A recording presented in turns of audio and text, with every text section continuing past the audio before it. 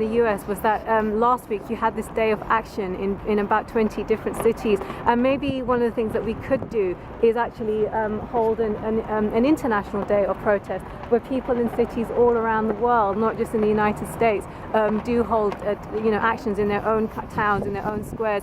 A number of people from outside of London who couldn't be here today, they actually contacted me and said, what can I do from where I am? And so there is also that question that people should have that opportunity and the ability to do something wherever they are.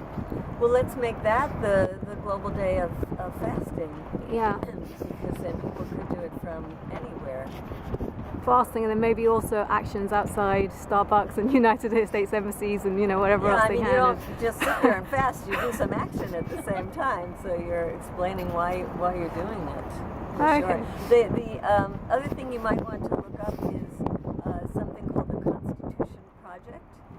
They just came out with their report 2 days ago. Have you seen that? Yes, I have. It's quite remarkable because it's bipartisan, and the spokesperson for it was a very conservative Republican, Asia Hutchinson, who came out and talked about the extensive use of torture. And this is nothing new to people like us, but this kind of thing is taken seriously in the United States when it's conservatives who say it, because they don't believe us.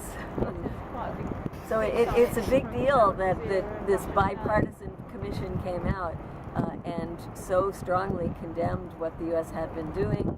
And they also talked, I don't know if they did in the report, but in a news conference, they talked about the force feeding.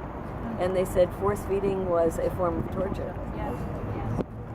So that we've got a little bit of an opening now on this issue with people who have more access to the media than we have.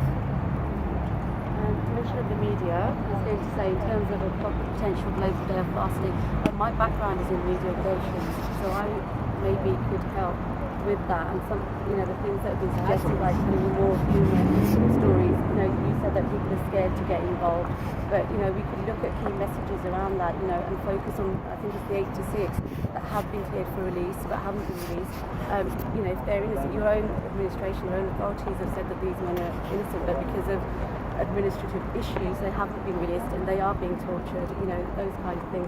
If we can get celebrities involved, that could be a hook. Find a symbolically significant day to do it, all of that stuff could be a hook, and we could engage the media, try and build up momentum in the event to get people to sign up, and then maybe get coverage on the day and that kind of thing.